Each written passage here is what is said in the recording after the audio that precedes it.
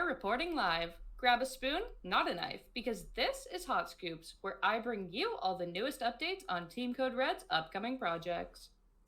My name is Aaron Wood, TCR's Tangy, sorbet-themed reporter and your most trusted source for the inside scoops on what's new with TCR.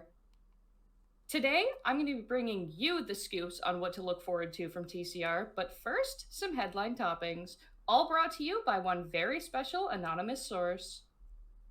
Local man stoned to death again for suggesting that winter is the best holiday? Talk about a rocky road. Next up, a legally ambiguous animatronic chicken was spotted in a brawl against a parasitic mold in the shape of a woman. I know how this one's gonna end, local bunny reports. Oh, little bunny, what will we do without you? The developing story involving a unionized group of worms fighting for rights has come to an unfortunate halt, as several of the worms have gone missing. One worm claims its comrades were taken to be used as bait. Whatever for? Nobody's sure just yet. Sounds intense. I'll be sure to dig up the dirt on this one. And finally, a local stripped club is facing controversy for the 32 little green aliens currently harassing clients. We had some of our finest reporters on the scene to interview the suspects, and they claim that the aliens are simply looking to glorp with someone special. And you know what? Me too.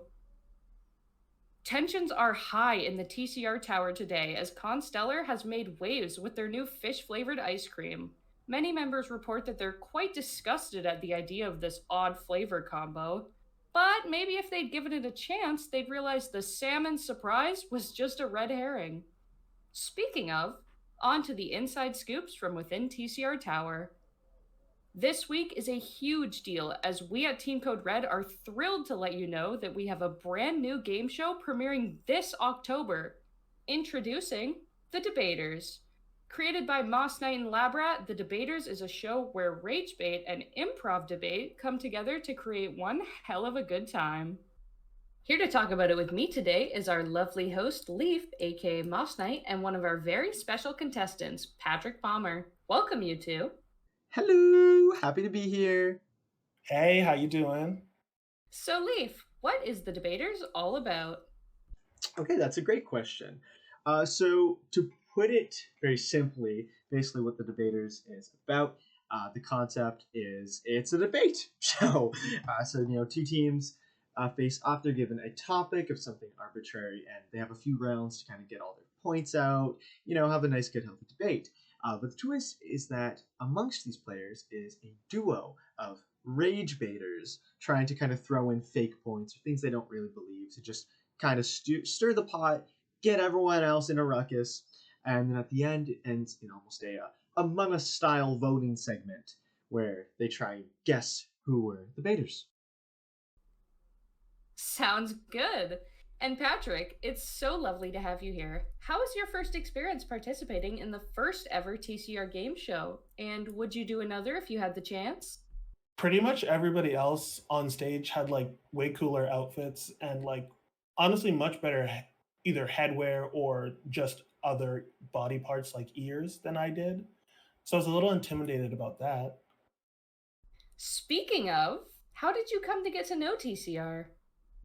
I just picked up a new suit at the mall and I came upon Leaf and Az having an argument in the food court.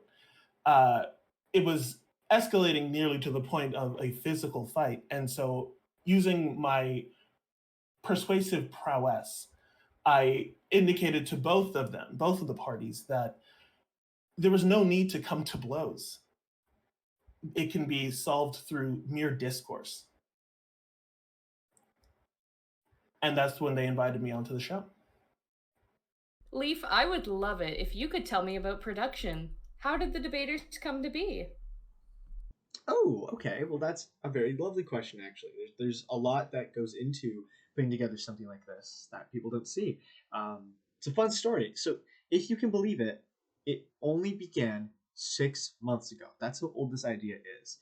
It, I can't explain it. It just came to me. Like, it was the name first, Debaters, that pun. I thought of that, and then the whole shape of the show kind of formed around it. It was like an improv debate where there's rage baiters. And I thought it was $1 million idea just right there. And I kind of floated around to a few people, and the general consensus was like, oh, that sounds kind of fun. There was a bit of like uncertainty of like how would it work, like is that something that just sounds good but would actually be kind of lame. But then I mentioned it to Spencer, my co-host, and he and I, we both love like Dropout, Smosh, like all sorts of media platforms that do lots of funny games like that. So he understood the vision 100%. And we spent a whole afternoon sitting down thinking about all the rules, how it would work. Spencer wrote up the rules. Then I got to work. I created a little pitch packet, including like this key art. Look, here you go, editor. You can put that on screen. That was what I pitched it with. And then I commissioned my good friend Sean Getty, who was a contestant on the show, to create a theme song. Did a whole little mock intro. I pulled in all the stops to really convince the team. From there, I like sent out a casting call, got in some people, reached out to a few buds who I have been wanting a good reason to make stuff with, and it all kind of culminated. By June, we were recording episodes, and it's October now, and it's almost here. So there you go. I hope that is a sufficient answer. Patrick, I hear you had the opportunity to be both a regular contestant and a baiter. Which role did you prefer?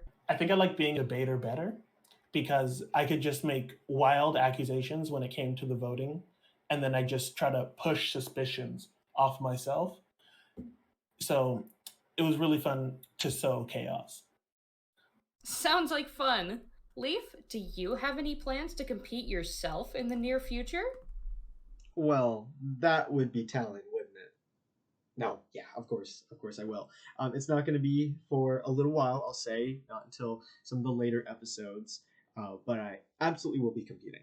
I created this show. You think I was gonna sit out on a chance to be part of the chaos? Absolutely not. You will see me on the debate stage at some point. Leaf, if you're not on my team in season 2, I'm gonna cry. Interesting. So, you had to come up with all of these hilarious topics. What are some of the rejected debate topics that couldn't be used? Ooh, okay. Yeah, that's an interesting one. So there wasn't really like I guess there was technically just one that we straight up didn't use. A lot changed as we went on. Even like I would change which topics I wanted to use based on the players I ended up having. But one that actually did get cut was water is wet. It's something that I've talked about with almost every person I've ever met, and never in a civil fashion. But then, thinking about structuring that for a 20-minute debate, I just didn't really see it, so I ended up canning it.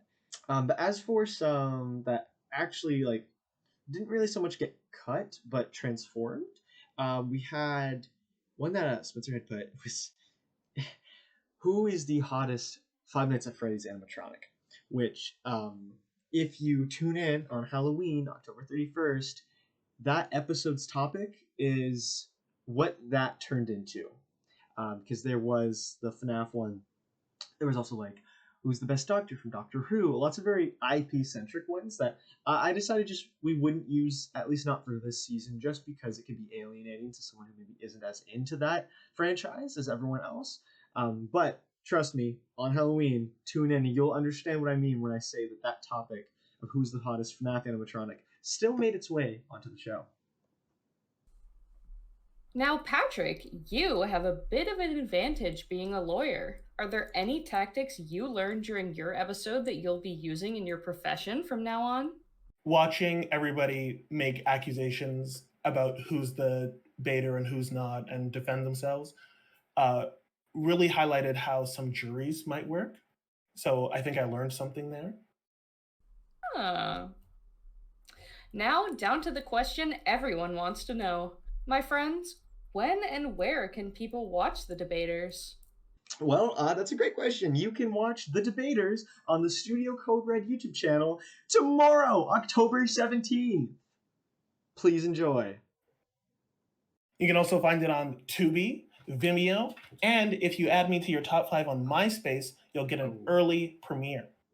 I don't think that wasn't in your contract.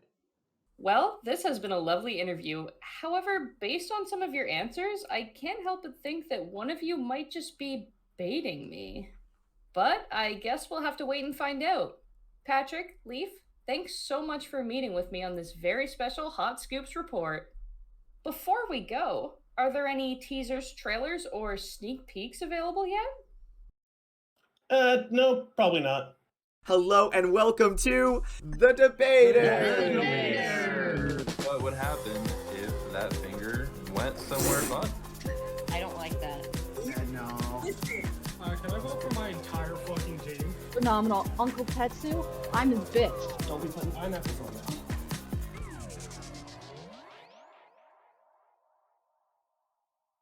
That's all the info I have for you today. Be sure to check out the Debaters on October 17th. But don't put your spoons down just yet, because I've got even more hot scoops coming your way soon. This has been Tangy. I'll see you next time on Hot Scoops, where I bring you the latest TCR news with a cherry on top.